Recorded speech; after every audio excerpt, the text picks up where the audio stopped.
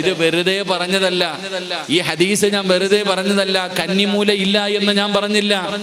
ഒരു വസ്തുവിനൊരു വീടിന് കന്നിമൂലയുണ്ട്. അള്ളാഹുവിന്റെ പരിശുദ്ധമായ കഅബാലയത്തിന് പോലും കന്നിമൂലയുണ്ട്, ഇല്ല എന്ന് ഞാൻ പറയുന്നില്ല. പക്ഷേ അത് മാത്രമായി പോകരുതെന്നാ പറഞ്ഞത്.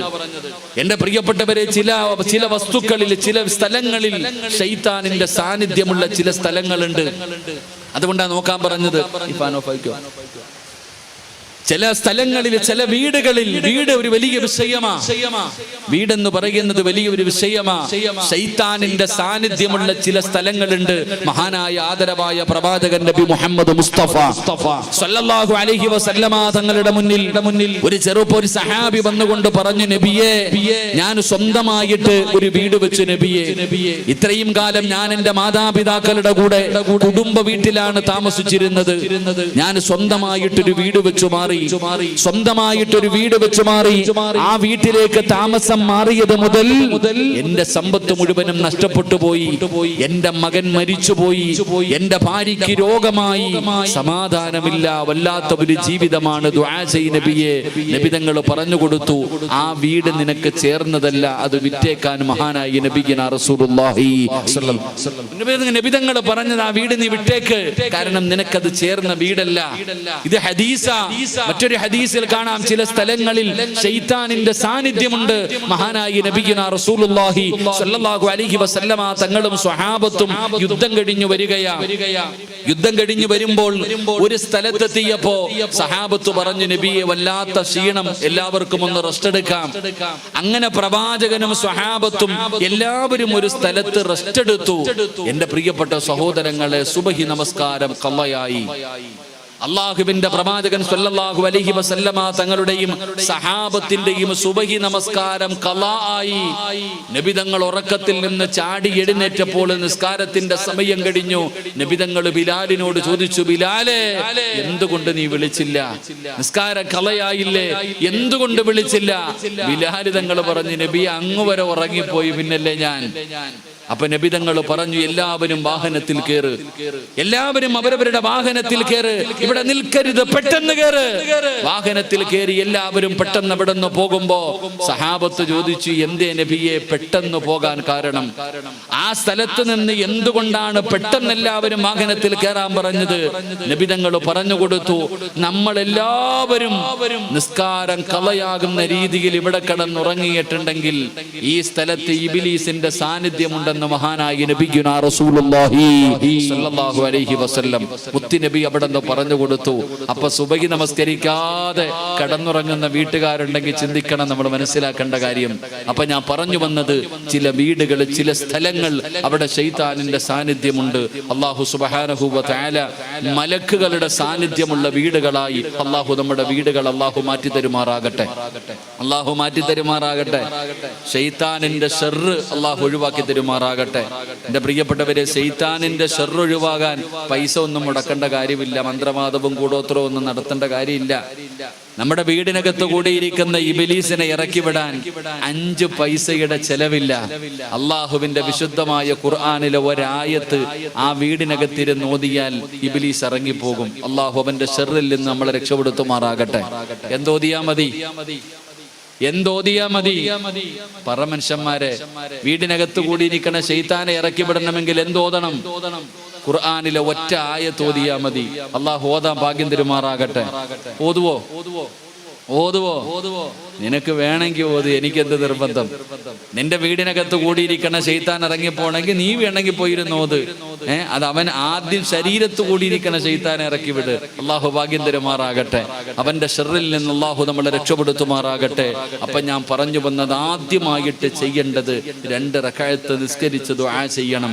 മഹാനായ കലീമുല്ലാഹി മൂസാ നബി അലൈഹിസ്സലാം മദീന എന്ന് പറയുന്ന നാട്ടിലേക്ക് യാത്ര തുടങ്ങുമ്പോൾ ആ മദീന എന്ന് പറയുന്ന സ്ഥലത്തേക്ക് തിരിഞ്ഞു നിന്നിട്ട് മഹാനായ മൂസാ നബി അലൈഹിസ്സലാം അല്ലാഹുവിനോട് പറയുന്നു, അസാ റബ്ബി യഹ്ദിയനി സബാ സബീൽ. രീതിയിൽ അല്ലാഹുവിനോട് അവിടുന്ന് ദുആ ചെയ്യുകയാണ്. അല്ലാഹുവിനോട് ദുആ ചെയ്യുകയാണ്. പടച്ചവനെ, ഒന്നുമില്ല തമ്പുരാന്, ഇട്ടിരിക്കുന്ന വസ്ത്രമല്ലാതെ എന്റെ കയ്യിലൊന്നുമില്ല തമ്പുരാന്. ഒരു പരിചയമില്ലാത്ത ഒരു രാജ്യത്തേക്ക് ഞാൻ കടന്നു പോവുകയാണ്. ഒരുപാട് പ്രയാസങ്ങൾ അനുഭവിച്ചുകൊണ്ട് ആഴ്ചകളോളം യാത്ര ചെയ്തു പോകേണ്ട നാടാണ്. അല്ലാഹുവേ, ഒരു തയ്യാറെടുപ്പും നടത്തിയിട്ടില്ല. അല്ലാ, നീ എന്നെ സഹായിക്കണേ അല്ലാ. മൂസാ നബി അലൈഹിസ്സലാം അവിടുന്ന് പടച്ച റബ്ബിനോട് ദുആ ചെയ്യുകയാണ്. അല്ലാഹ് കൈവിടില്ല എന്നുള്ള ഉറപ്പുണ്ടല്ലോ. ഏതോ ഒന്നുമില്ലാതെ യാത്രയ്ക്ക് തയ്യാറാകുമ്പോ മൂസാ നബി അലൈഹിസ്സലാമിന് അറിയാം, പടച്ച റബ്ബ് എന്നെ ഒരിക്കലും കൈവിടൂല, അല്ലാഹു എന്നെ കൈവിടില്ല എന്നുള്ള ഒരു ബോധം മഹാനായ മൂസാ നബി അലൈഹിസ്സലാമിനുണ്ടായിരുന്നു. പക്ഷേ ഈ നിരന്നിരിക്കുന്ന ആണുങ്ങളും പെണ്ണുങ്ങളും ഉണ്ടല്ലോ, അതാ മുസ്ലിമാണെന്ന് പറഞ്ഞു നടക്കുന്ന എനിക്കും നിങ്ങൾക്കും ആ വിശ്വാസമില്ല. എനിക്കും നിങ്ങൾക്കും ആ വിശ്വാസമില്ലല്ലോ. പടച്ച റബ്ബ് നമ്മുടെ കൂടെ ഉണ്ടാകുമെന്ന് പറയുന്ന ഒരു ഭാവനയുണ്ടല്ലോ, ഒരു ധാരണയുണ്ടല്ലോ. നമുക്കതില്ലാതെ പോയല്ലോ. എന്തേ നിനക്ക് പടച്ചവനെ നമ്മുടെ മനസ്സിങ്ങനെ ആയി പോകാറുള്ള കാരണം എന്താ?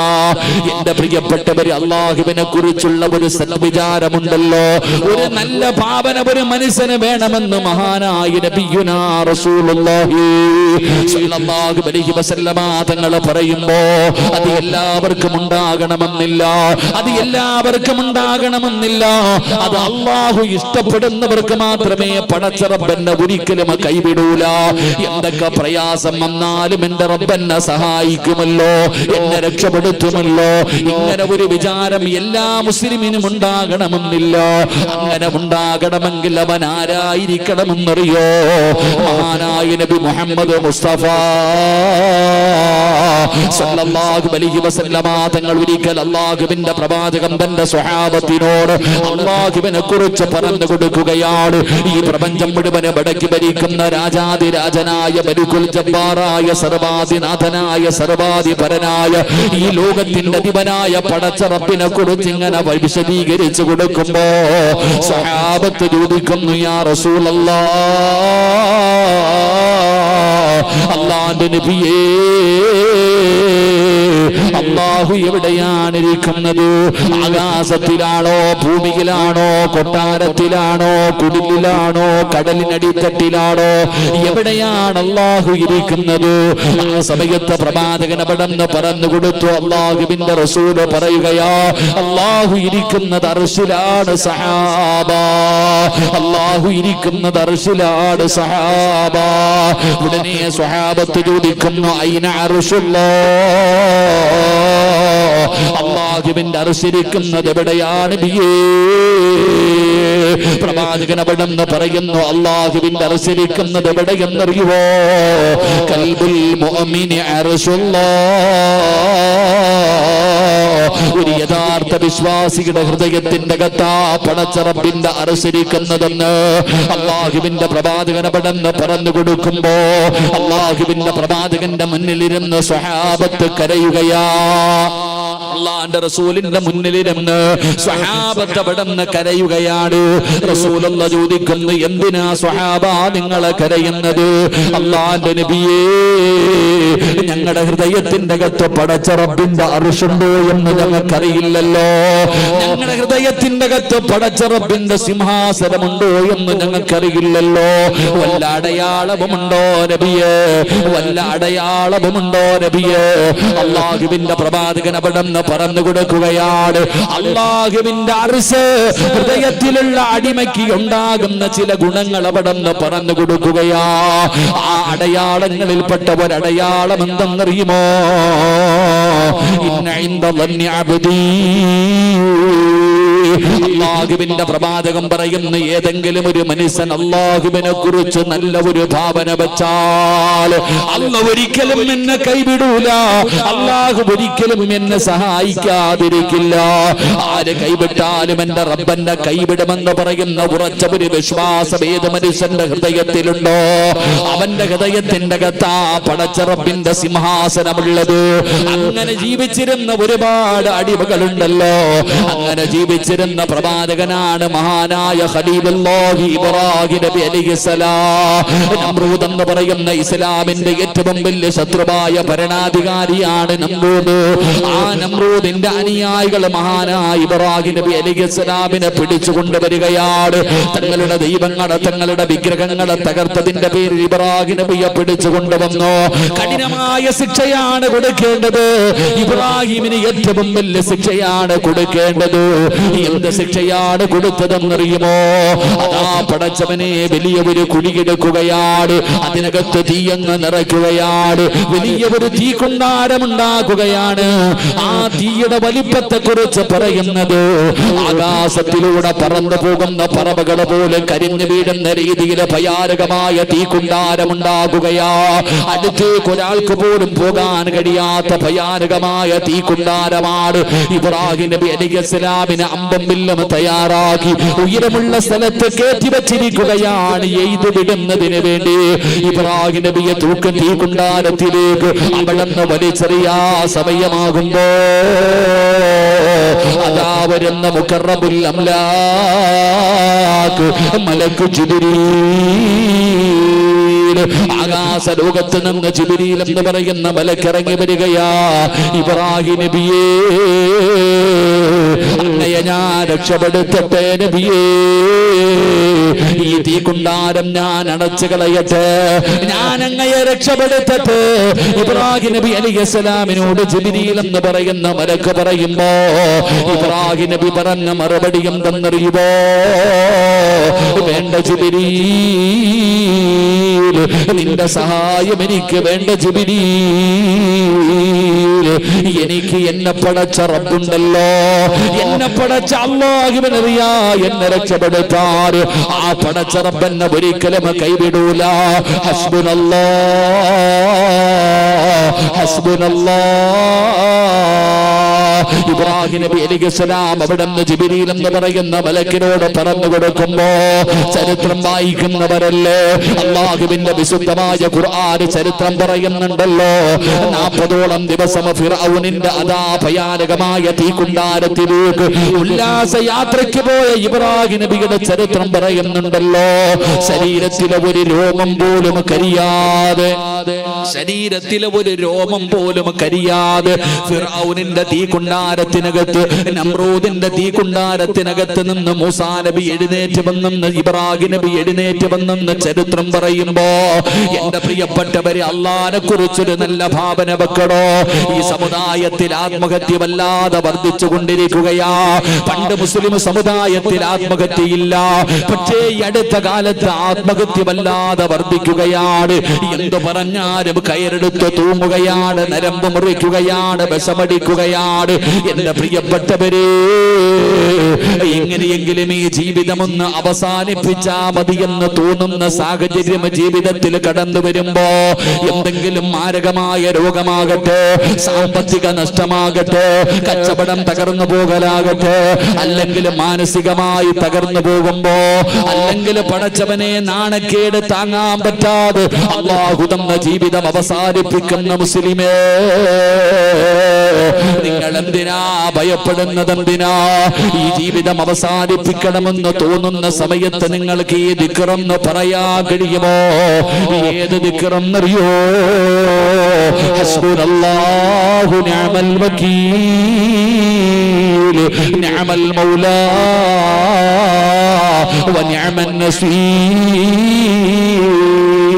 താങ്ങാൻ കഴിയാത്ത വേദനകൾ വരുമ്പോ, ഈ ജീവിതം അവസാനിപ്പിക്കാൻ തോന്നുന്ന സമയമുണ്ടല്ലോ, നെഞ്ചു പൊട്ടിയിട്ട് ആരാരുമില്ലാതെ വീടിനകത്തിരുന്ന് കരയുന്ന സമയത്ത് ഈ പറയുന്ന ദിക്റൊരു 3 പ്രാവശ്യം പെങ്ങളെ നിനക്ക് പറയാൻ കഴിയുമോ? ഇല്ലെന്ന് പറഞ്ഞാലും മക്കളെ പറയുന്നത് ഞാൻ ആത്മഹത്യ ചെയ്യുമെന്നാണ്, ഈ ജീവിതം അവസാനിപ്പിക്കുമെന്നാണ്. ഭർത്താവും ഭാര്യയും തമ്മിൽ വഴക്ക് കൂടുമ്പോ ഭാര്യ പറയുന്ന വാക്കിതാണ്, അതാ ഭാര്യയും ഭർത്താവും വഴക്ക് കൂടുമ്പോ എവിടെങ്കിലും പോയി മരിച്ചാ മതിയായിരുന്നു എന്ന് പറയുന്ന ഭർത്താവേ, അതാ കച്ചവടം തകർന്ന് ലക്ഷങ്ങളുടെ കടം വരുമ്പോ മരിക്കാ തോന്നുന്ന മുസ്ലിമേ, സമാധാനം വേണോ? പിടിച്ചു നിൽക്കാറുള്ള ധൈര്യം നിനക്ക് വേണോ? അല്ലാഹുവിന്റെ പ്രവാചകനാണ് പറയുന്നത്. പറഞ്ഞോ, ഹസ്ബുനല്ലാഹു നിഅമൽ വകീൽ നിഅമൽ മൗലാ വനിഅമൻ നസീർ. ഈ ദിക്ർ പറഞ്ഞതാരെന്നറിയുമോ? ഇതാര് പറഞ്ഞ ദിക്റാണെന്നറിയോ? ഇബ്രാഹിം നബി അലൈഹിസ്സലാം നമ്രൂദ് എന്ന് പറയുന്ന ഭരണാധികാരി തന്റെ തീക്കുണ്ടാരത്തിലേക്ക് വലിച്ചെറിയാറ് അവിടെന്ന് ഒരുക്കി വെച്ചിരിക്കുന്ന സമയത്ത് ഇബ്രാഹിം നബി പറഞ്ഞ ദിക്റാ. പെങ്ങളെ, അല്ലാഹുവിന്റെ പ്രവാചകന്റെ പ്രിയപ്പെട്ട ഭാര്യയായ മഹ്ദി ആയിഷ, ഉമ്മഹാത്തുൽ മുഅ്മിനീൻ ആയിഷ ബീബി റളിയല്ലാഹു തആല അൻഹാ, ആയിഷ ബീബി പറഞ്ഞ ദിക്റാണ് പെങ്ങളെ. എപ്പ പറഞ്ഞ ദിക്റെന്നറിയോ? അല്ലാഹുവിന്റെ പ്രവാചകന്റെ ഭാര്യയായ ആയിഷ ബീബി റളിയല്ലാഹു തആല അൻഹയെ കുറിച്ച് ബദരീകളിൽപ്പെട്ട സ്വഹാബിയാണ് സഫ്വാൻ. ബദരീങ്ങളിൽപ്പെട്ട സ്വഹാബിയാണ് സഫ്വാൻ റളിയല്ലാഹു തആല അൻഹു. ഈ ചെറുപ്പക്കാരനായ സ്വഹാബിയും ആയിഷ ബീബിയും രണ്ടുപേരെയും ചേർത്ത് വെച്ചിട്ട് വ്യഭിചാരത്തിന്റെ ആരോപണം നടത്തുകയാ. അല്ലാഹുവിന്റെ റസൂലിന്റെ ഭാര്യയായ ആയിഷ ബീബി വ്യഭിചരിച്ചിരിക്കുകയാണ്. മുനാഫിക്കീങ്ങൾ പറയാ തുടങ്ങി, ഏറ്റുപിടിക്കാൻ പുതിയ മുസ്ലിമീങ്ങള്. പടച്ചവനെ, പിന്നെ എവിടെ നോക്കിയാലും ആയിഷ ബീബി വ്യഭിചരിച്ച കഥ പറയുകയാണ്. അല്ലാഹുവിന്റെ റസൂലിന്റെ ഭാര്യയെ കുറിച്ചാണ് പറയുന്നത്. ബദരീങ്ങളിൽപ്പെട്ട സ്വഹാബിയെ കുറിച്ചാണ് പറയുന്നത്. എല്ലാ സ്ഥലങ്ങളിലും ആയിഷ ബീബിയെ കുറിച്ച് ചർച്ച ചെയ്യുകയാ. അല്ലാഹുവിന്റെ പ്രവാചകൻ അറിയാ ആയിഷ നിരപരാധിയാണെന്ന്. ആയിഷ ബീബി തെറ്റ് ചെയ്തിട്ടില്ലെന്ന് അല്ലാഹുവിന്റെ റസൂലിനറിയാ. പക്ഷേ നാട്ടുകാര് മുഴുവനും പറയുകയാണ്, അല്ലാഹുവിന്റെ ഭാഗത്ത് നിന്ന് തീരുമാനം വരട്ടെ. അല്ലാഹുവിന്റെ റസൂൽ വീടിനകത്തിരുന്ന് കരയുന്ന ആയിഷ ബീബി റളിയല്ലാഹു തആല അൻഹയുടെ ചാരത്ത് റസൂലുള്ളാഹി കടന്നു വന്നിട്ട് പറഞ്ഞു, ആയിഷ, കുറച്ചു ദിവസം നീ നിന്റെ വീട്ടിൽ പോയി നിൽക്കുക ആയിഷ. ഭർത്താവ് തന്റെ ഭാര്യയോട് നീ നിന്റെ വീട്ടിലേക്ക് പോയി നിൽക്കാതെ പറയുന്ന രംഗമൊന്ന് ചിന്തിക്കുമെന്നത്. അല്ലാഹുവിന്റെ റസൂൽ എവിടെന്ന് പറയുമ്പോ ആയിഷ ബീവിക്കത് താങ്ങാൻ കഴിയാത്ത ഒരു സംഭവമാണ്. ആയിഷ ബീവിക്ക് താങ്ങാൻ കഴിയാത്ത വേദനയായി. തന്റെ പിതാവ് മഹാനായ സയ്യിദുനാ അബൂബക്കർ സിദ്ദീഖ് റളിയല്ലാഹു തആല അൻഹു വീട്ടിലേക്ക് കടന്നു വരുമ്പോ ആയിഷ ബീബി ഓടിച്ചെന്ന് ബാപ്പയുടെ കയ്യിൽ പിടിച്ചിട്ട് പറയുന്ന, ഉപ്പാ, ഞാൻ അല്ലാഹുവിന്റെ റസൂലിന്റെ ഭാര്യ, ഞാൻ അങ്ങനെ വ്യഭിചരിക്കുന്നവളാണെന്ന് ഉപ്പയ്ക്ക് തോന്നുന്നുണ്ടോ? വാപ്പ അവിടെ നിന്നൊന്നും മിണ്ടുന്നില്ല. ആയിഷ ബീബി തന്റെ വീട്ടിലേക്ക് കടന്നു ചെല്ലുമ്പോ 9 മാസക്കാല ഗർഭം ചുമന്ന് മരണവേദനയുടെ വേദനയെന്ന് പ്രസവിച്ച തന്റെ പ്രിയപ്പെട്ട മാതാവിന്റെ ചാരത്ത് ചെന്നിട്ട് മക്കളുടെ കണ്ണ് നിറഞ്ഞ സഹിക്കാത്ത ഉമ്മയാണല്ലോ. ഉമ്മയെ കെട്ടിപ്പിടിച്ചുകൊണ്ട് പറയുന്ന, ഉമ്മ, ഇവര് തെറ്റിദ്ധരിച്ചിരിക്കുകയാ ഉമ്മ, ഞാനൊരിക്കലും വ്യഭിചരിച്ചിട്ടില്ല ഉമ്മ. ആയിഷ ബീബി തന്റെ പ്രിയപ്പെട്ട മാതാവിനോട് പറയുമ്പോ ഉമ്മ പറയുന്നു, മോളെ, തെളിവുകൾ മുഴുവനും നിനക്ക് എതിരാണ്. പടച്ചവനെ അല്ലാഹ്, ആയിഷ ബീബി റളിയല്ലാഹു തആല അൻഹ നിന്നെ പോലെ 15, 20, 25 വയസ്സുള്ളായിരുന്ന പെങ്ങള്. ചെറിയ പ്രായമാ. ആയിഷ ബീബിയെ കുറിച്ച് ഒരു നാളല്ല പറയുന്നത്. വീട്ടുകാര് മാത്രമല്ല, അയൽവാസികളെ മാത്രമല്ല, കുടുംബക്കാര് മാത്രമല്ല, ഒരു നാട്ടിലെ അധികം പേരും ആയിഷ ബീബിയെ തെറ്റിദ്ധരിച്ചുകൊണ്ട് അവിടെ നിന്ന് പറയുമ്പോ ആയിഷ എന്ന് പറയുന്ന ചെറിയ പ്രായമുള്ള അല്ലാഹുവിന്റെ പ്രവാചകന്റെ പ്രിയപ്പെട്ട ഭാര്യ നരമ്പ് മുറിച്ചില്ല, അവിടെ നിന്ന് തൂങ്ങി മരിച്ചില്ല, വിഷമെടുത്ത് കിടിച്ചില്ല, വീടിനകത്ത് കയറുകയാണ്, നിസ്താരപ്പായിക്കകത്ത് കയറുകയാണ്. ആയിഷ ബീബി എല്ലാ ദിവസവും രാവിലെ സുബഹി കഴിയുമ്പോ വീടിന്റെ വാതിൽ വന്ന് നോക്കിയിരിക്കുകയാ. എന്തിനെന്നറിയോ? അല്ലാഹുവിന്റെ റസൂല് വരുന്നുണ്ടോ? മുത്തുനബി വരുന്നതും കാത്തിരിക്കുകയാണ്. പടച്ച ആഴ്ചകള് കഴിഞ്ഞോ, ദിവസങ്ങള് കഴിഞ്ഞോ. ഒരു ദിവസം ആയിഷ ബീബി റളിയല്ലാഹു തആല അൻഹാ അവിടുന്ന് സുബഹി നമസ്കാരം കഴിഞ്ഞു വീടിന്റെ വാതിലിൽ നോക്കി നിൽക്കുകയാ.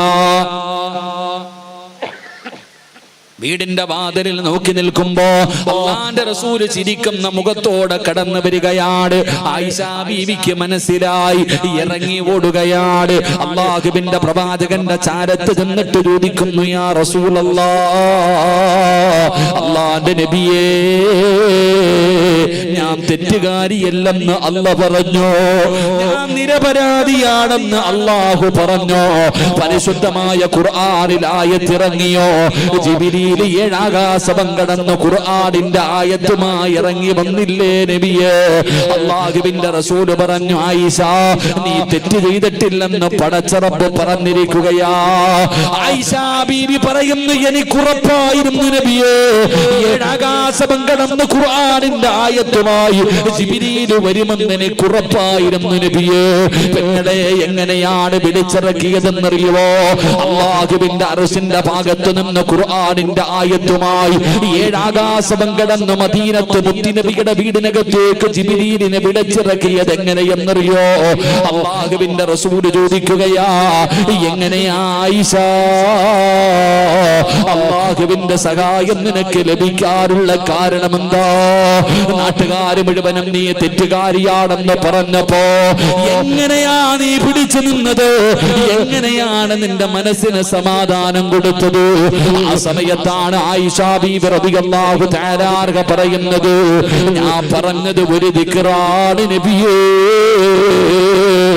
ഞാൻ പറഞ്ഞത് ഒരു ദിക്റാണ് നബിയേ. ഏത് ദിക്റാ ആയിഷ?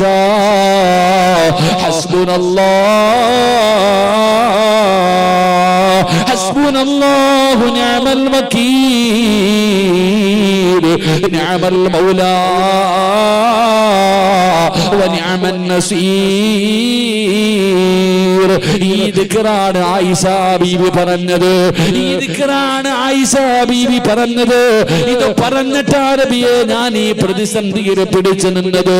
എന്റെ മനസ്സിന് ധൈര്യം കിട്ടാൻ ഈ ദിക്റാണ് ഞാൻ പറഞ്ഞത് എന്ന് ആയിഷ ബീവി പറഞ്ഞു കൊടുക്കുമ്പോ ഏത് പ്രതിസന്ധിയിലും പറയാറുള്ള ദിക്റാ, ഏത് പ്രതിസന്ധിയിലും അല്ലാഹുവിന്റെ സഹായം വിളിച്ചിറക്കണോ, അല്ലാഹുവിന്റെ സഹായം നേടാനുള്ള ദിക്റാ. മഹാനായ യൂസുഫ് നബി അലൈഹിസ്സലാം തന്റെ കൂടപ്പിറപ്പുകളെ പൊട്ടക്കിണറ്റിലേക്ക് വലിച്ചെറിഞ്ഞിട്ട് യൂസുഫ് നബി അലൈഹിസ്സലാമിനെ പൊട്ടക്കിണറ്റിലേക്ക് തന്റെ കൂടപ്പിറപ്പുകളെ വലിച്ചെറിയുമ്പോ ആ പൊട്ടക്കിണറ്റിലേക്ക് ആ കിണറിന്റെ മുകളിൽ നിന്ന് താഴേക്ക് വീഴുമ്പോ യൂസുഫ് നബിയും പറഞ്ഞത്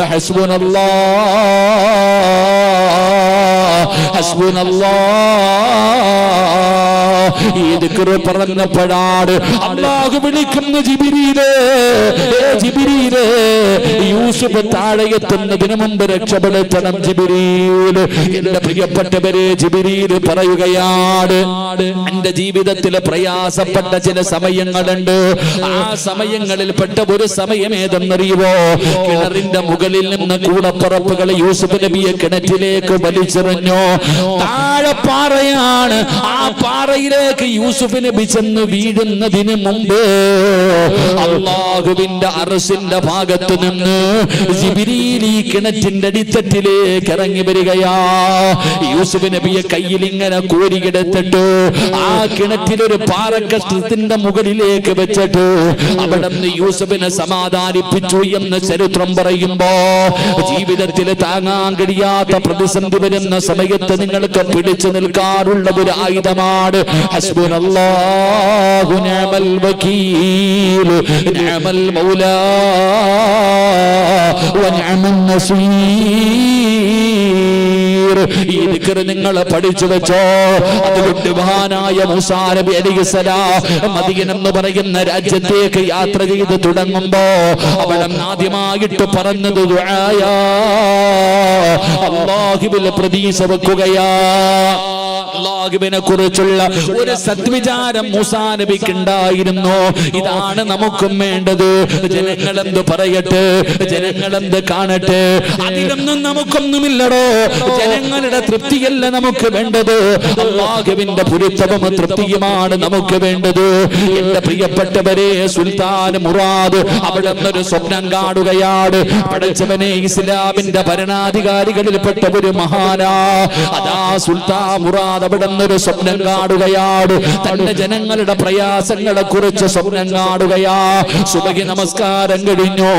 എന്നിട്ട് മഹാനവിടുന്ന് തന്റെ അനുയായികളെ കുറിച്ച് അറിയുന്നതിന് വേണ്ടി അവിടുന്ന് രൂപം മാറിയിട്ട് നടക്കുകയാണ്. മഹാനായ ഉമർ തങ്ങളെ നടക്കുന്നത് പോലെ രാജാവ് രൂപം മാറിയിട്ട് ജനങ്ങളെ കുറിച്ച് പഠിക്കുന്നതിന് വേണ്ടി ഇറങ്ങി നടക്കുകയാ.